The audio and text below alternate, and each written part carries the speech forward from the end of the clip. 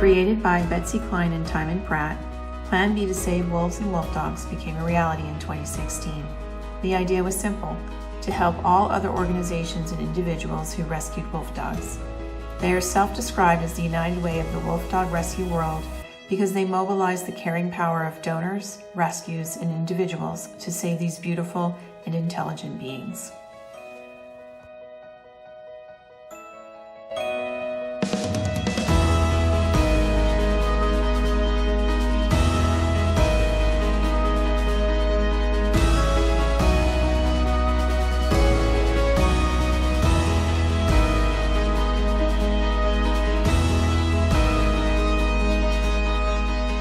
I've been doing rescue since 2012, and it is always a struggle.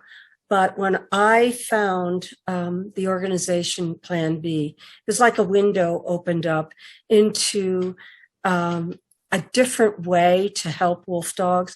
Always before, I administered a nationwide electronic rescue network, but it was difficult to put all the pieces together because of lack of funding. There was no source that could fund every rescue, particularly when a sanctuary was not involved, but it might be a private placement where an individual was able to help a wolf dog, but we were trying to get an animal from the East Coast to the West Coast, and transport was difficult to find, but even more difficult to pay for. And Betsy Klein called me from Plan B one day to ask me for some help with a rescue she was working on to help another individual who had some animals to place. And I was just shocked that there was a foundation that was actually set up to help facilitate rescue. And so that's how I started working with Betsy. And I think it's been, I want to say 6 years. Time flies. I can't remember. It's hard for me to remember a time when I didn't know Betsy Klein and Timon Pratt at Plan B, because they have done more to facilitate rescue than any other organization in the country. It's been such a joy to know that there is help for these animals when I hit a wall and I can't get them medical care, I can't get them transported, and whatever other special needs there might be to complete a rescue. That's what Plan B has done. Unique and one of a kind, Plan B helped many wolf dogs during its first 2 years. In September 2018, they were made aware of a dire situation in Lassen County, California, where over 100 wolf dogs were in danger of being euthanized. The breeder, High Desert Wolves, or HDW, and their problem was well known throughout the rescue community. Plan B stepped in for one last attempt to save the wolf dogs from being destroyed, initially receiving very little support from other rescues. However, as Plan B and a core team began to make progress, inspired by their momentum and integrity in seeing the rescue to its end, others began to support their efforts. Within approximately 70 days, 185 wolf dog adults and puppies were vaccinated, spayed and neutered, and saved from being shot by Lassen County Animal Control. Betsy even traveled to Lassen County and appeared in court, asking for more time to place the wolf dogs, as initially the county had granted them only 30 days. The court agreed with the 30-day extension, as Betsy proved that Plan B was committed to the rescue. Many were skeptical that the rescue efforts would only enable HDW to go back to breeding once all of the wolf dogs were removed from the property. Plan B was able to work with HDW and secure a legal contract with an agreement by them to never breed again. To this day, HDW has never bred another wolf dog and has passed several surprise inspections by the sheriff and animal control. I just wanted to give a giant thank you to Plan B and to Wolf, to Susan Wydell, Betsy Klein, and everybody that has stepped up and helped in this. You've saved all of my animals. God bless you guys. I can't thank you all enough for everything you've done. If I ever win the lottery, I'll remember all of you. Thank you, thank you, thank you from the bottom of my heart. A lot of dogs will live long and happy lives because of what all of you have done. Thank you so, so much. Thank you. You guys have spayed and neutered all my animals. You've paid all the vet bills. You've transported everybody. You've just done way above and beyond. I had so many people say, yeah, we're a rescue, we'll help, and do nothing. All they did was eat up precious time until it came down to the wire. And you guys stepped in and said you'd help, and you actually did what you said you'd do, plus. You went way above and beyond. I can never in a million years thank you enough for everything you've done. You're welcome. Thank you. No more breeding. I don't have an intact animal. I don't plan on having an intact animal. In addition to saving hundreds of lives, the HGW rescue brought to light that rescuing the wolf dogs does mean the people involved, who created the situation, whether through poor choices or unfortunate circumstances, are saved as well. Many cannot or will not understand that concept and refuse to participate in a rescue. At Plan B, all that matters are the wolf dogs and saving their lives, with the understanding in that process the humans are saved as well. You know, that was the most complex rescue I've ever worked on. And if I'd known what we were leaping into, I probably would have said no.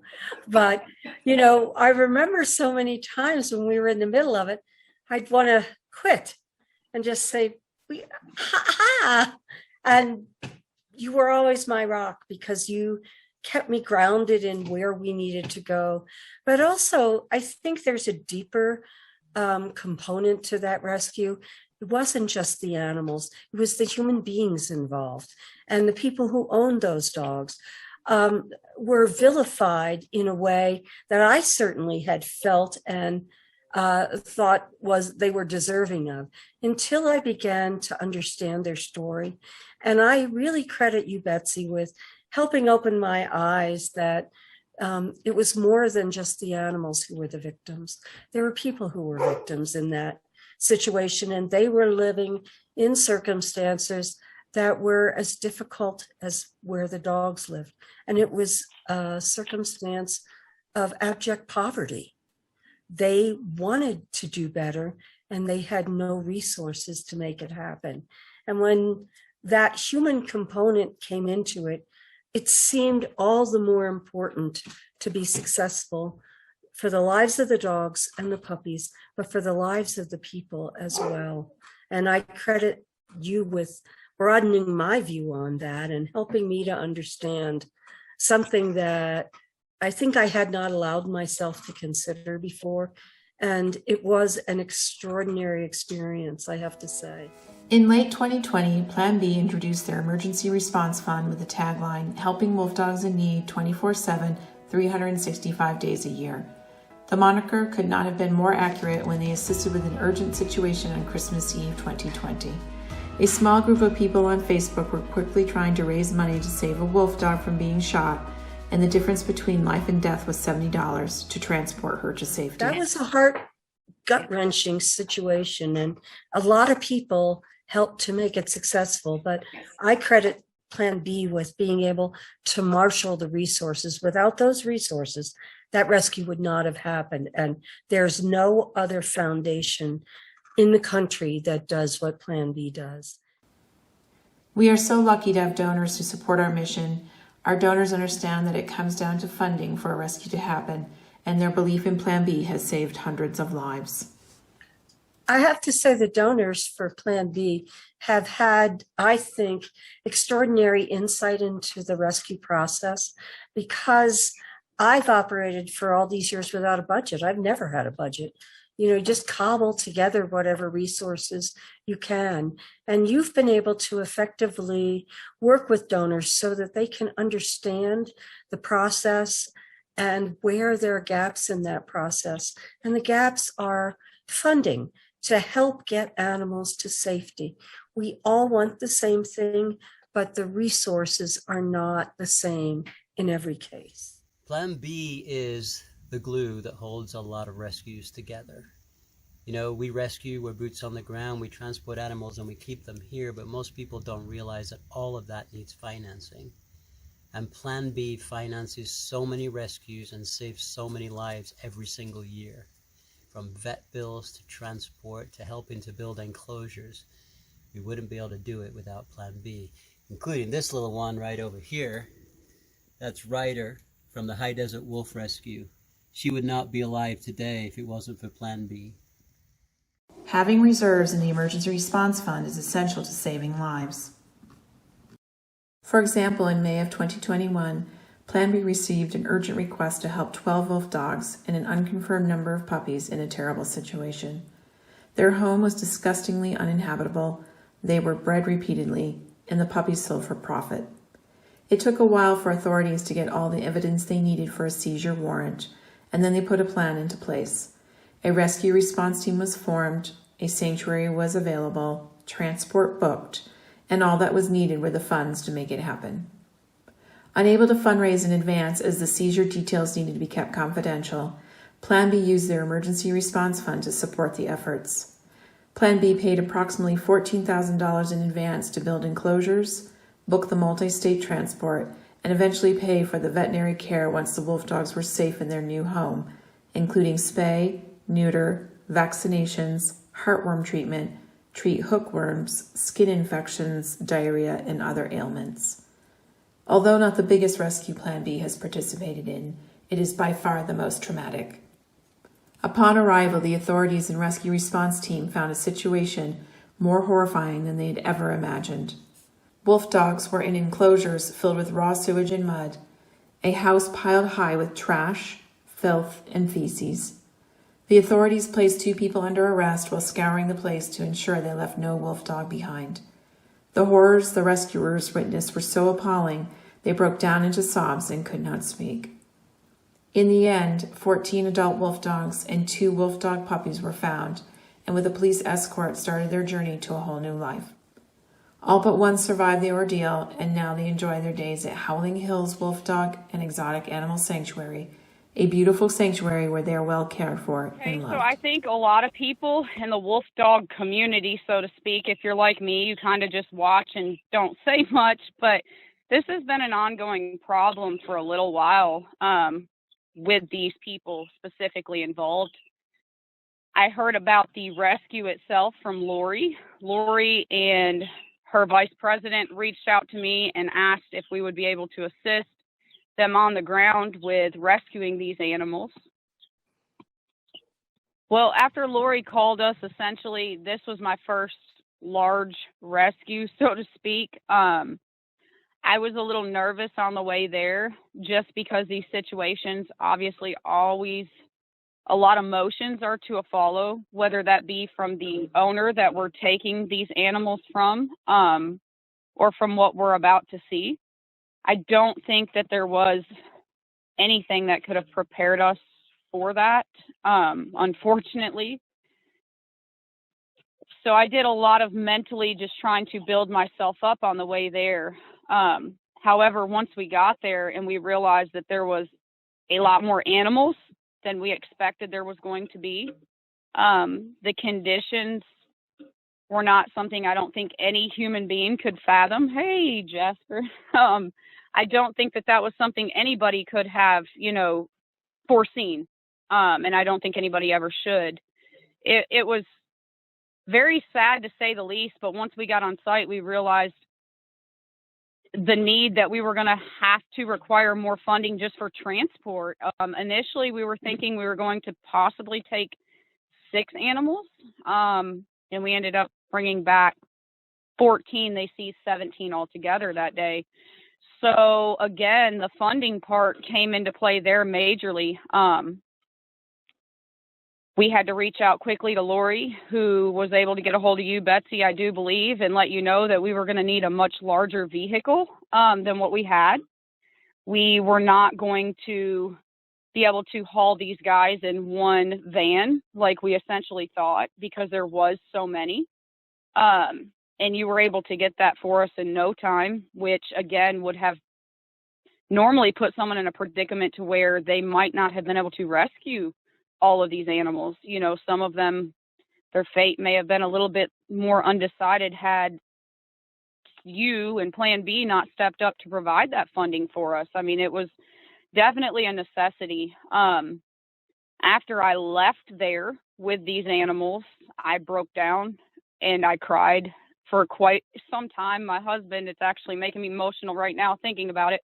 My husband was also a basket case. He's a very soft-hearted guy. And for him too, I don't think that we thought that things were going to be that bad. There was dead animals on the property.